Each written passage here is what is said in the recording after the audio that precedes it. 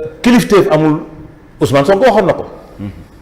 waxoon na ko de que réew mi amul kilifteef. Barthélémy Dias li mu wax c'est une vérité. on a un problème d'autorité. te manque d'autorité boobu yëpp manque de culture étatique la. ndax dem na ba ne le Sénégal a besoin d'un président de la République mu jaaxal ma torop. mu jaaxal ma man. après daf ma jaaxal c'est parce que nag waa ji dañ koy xool quoi exactement kii c'est-à-dire ci li nit ñi xam ci président de la République. le Sénégal amatu ko. mooy poigne mooy fulla la plénitude de la fonction. mais ça nous rappelle c'est comme si le Sénégal est dirigé par un premier ministre on a un monarque un roi. mais le pays est dirigé par un premier ministre. parce que nag waxoon nañ ñu ko. waxoon nañ ñu ne waaw dama ko ne mu toog fee rek toog ci palais bi rek bàyyi ma man ma doxal. mais ki nga xam ni mooy doxal. su amul autorité su amul compétence. amul entremise amul relation li xew nii Sénégal lay am parce que xam nga ci lan la ñuy làqatu. incompétence am ni ñu koy làqat ci làmmiñam bu rëy. ci làmmiñ ci bëri ndax dem na ba ne même ce duo est une déception moom Barthélémy Dias. mais c'est une vérité c'est pas un duo c'est un tandem. benn lañ du ñu ñaar. donc ce tandem est une déception. c'est une déception su ñu amul lu ëpp déception dañ koy wax parce que puusuñu paasuñu boobu ba léegi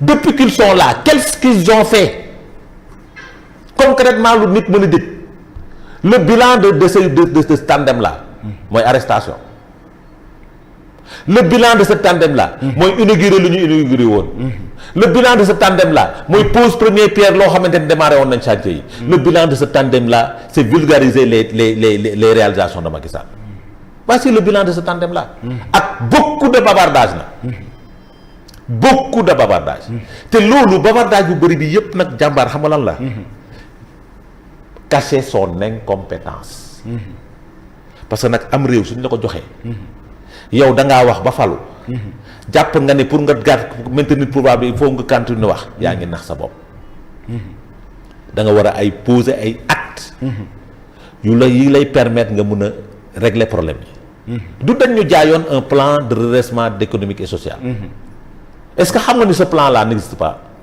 non man ma jàpp ne le plan est en marche nga ne ma le plan n'existe pas demal ci site état bi nga xool ndax soo cliquer di nga gis plan bi. amul document officiel. amul document officiel donc ce plan là n'existe pas. kon c'était juste pour bluffer pour leurrer. mais pour nax nit ñi. beneen bi mais un plan que Ousmane Sonko a lu. ban référence mais ça n'existe pas c'est pas officiel. soo demee ci site ministère des finances doo ko fekk ban référentiel la ñuy diriger Sénégal. dama lay laaj tu es journaliste ban référentiel. non mais tey maay laaj ngay tontu. ban référentiel moo jiite Sénégal la ñuy doxalee Sénégal. le référentiel 2050. déet c'est le plan Sénégal émergent. mais lu tax nga wax. mais attends. mais yow ñii ñëw toog. indi seeni programme xam nga nag dëkk. ay texte la ak règlement. y a une loi organique qui a été votée par du temps de Macky Sall pour montrer que référentiel bi doxal Sénégal c'est le plan Sénégal émergent. jusqu'à présent changé wuñu ko. ils n'ont pas voté la loi modifié la loi su ñuy dem au niveau international. plan Sénégal émergent la ñuy dem négocier ji parce que référentiel bi defee Sénégal c'est pas le plan Sénégal 2050 c'est le plan Sénégal émergent modifié wuñu ko ba léegi kon su ma la nee plan Sénégal plan de redressement économique et social amul c'est sur cette base là. d'accord plan Sénégal 2050 amul c'est sur cette base là te. oh tout ça tu comprends aisément.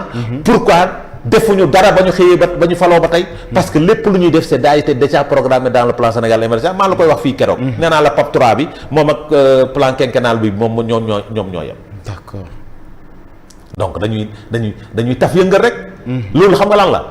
incompétence. ñàkk mën la. su ki jiite mënul. ki topp ci moom mënul. mais jàpp nga ne ñeneen ñi dinañ mën. donc dis-moi ici quel est le ministère qui a fait des résultats quel est le directeur quelle est la direction générale qui a fait des résultats en 2 mois su weesoo licenciement abusif amul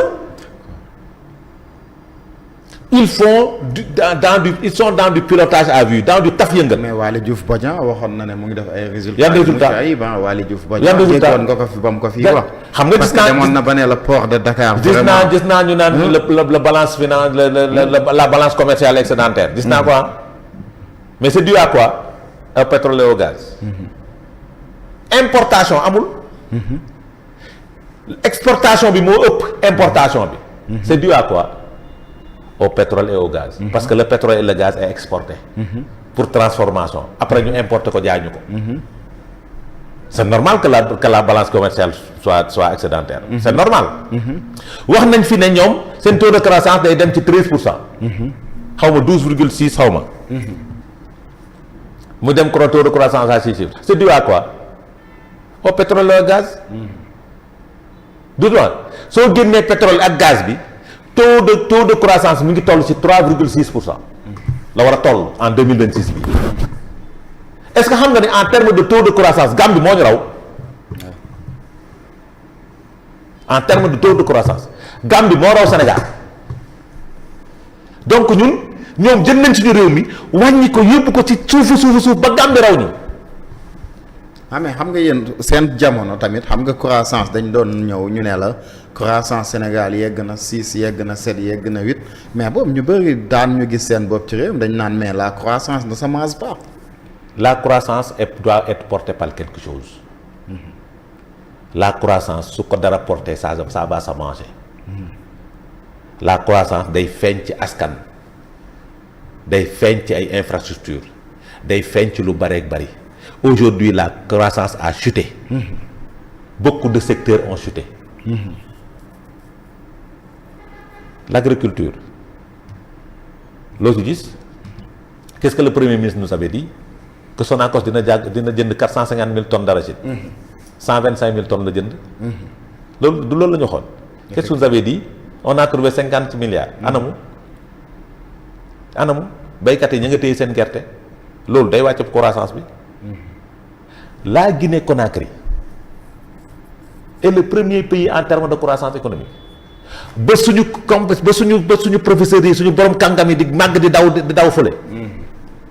gis nga dernièrement une nomination ki nga xam ni il était le xaw ma lan le président du conseil de xaw ma lan minier. dañ ko recruter Guinée. Conakry moo tax mu dem. Guinée-Conakry. bi nga xam ni seen référence au niveau de l'Ouest africain de l'Afrique de l'Ouest c'était le Sénégal. léegi ñoom ñooy dem. ñun ñooy fàqee fii. di dem Gambie pour ñu mun a fay salaire bu baax. D'ailleurs moi je pense m'y installer avec un cabinet de consultance en communication j'y pense. dëkk boobu nga xam ne ñoom suñu bëggoon am dañuy daw pourquoi le Sénégal est surpeuplé d'étrangers guinéens. waa Guinée-Conakry. C'est parce que seen réew moom mu doxuloon ba ñu daw si di ut si tey ils vont tous rentrer parce que Guinée ngi décoller. La Gambie est en avance sur nous. la andi loolu avant que ñoom ñuy ñëw accéder au pouvoir fan la Sénégal tolloon. sur les rampes de l'émergence. Donc si on dit revendication émergente on comprend pourquoi parce que ku nekk nag bëgg nga émerger. mais soo nekkee da nga yor ñoo xamante ni xam nga am réew. su nekkee financier ko yor. wala daggkatu juuti. réew moomu pour mu dem dina metti parce que moom dañuy jàpp ni lépp lu ñuy jëm lu ñu war a am dañ ko war a jëlee ci gafaga nit ñi. te gafa gi ngay jëlee su nekkee gafage amul pour nga jëlee ci gafa gi nit ñi day jafe. parce que yow soo leen joxul. ubbiwoo chantier yi secteur BTP bi doxul. mais naka ngay jëlee ci bakkati nit ñi soo jëlee les hommes d'affaires nga privé leen ñu mën a liggéey nga tëj leen ci biir bi ñu commencé leen surtaxé ba ñu ragal daw génn Sénégal dem installé wu ci yeneen dëkk. naka la ngay jëlee nit ci gafa dara ci gafa ko nit ñi. tey maanaam si jafe-jafe yi dañ siy ñëw rek ne la tey defe naa ne yëng xibaar que Sénégal lancé na une émission obligataire d'un montant cible de 200 milliards francs CFA. moom laa la doon wax mooy APE bi sànq yaa ngi koy junj sànq ministère des finances génnee nañ benn communiqué di ci wax. loolu laa la doon wax 200 milliards. fekki ban 450 milliards. fekki ban 350 milliards. fekki ban chaque semaine presque. état du Sénégal dem ci marché UEMOA bi leb xaalis. mais cette façon de jël ay bor ci ay banque fii ci suñu zone UEMOA. xam nga loolu loo ciy tiit loolu est-ce que aussi. xam nga loolu loo ciy parce que tiit man j'ai toujours écouté des économistes ñu ne normalement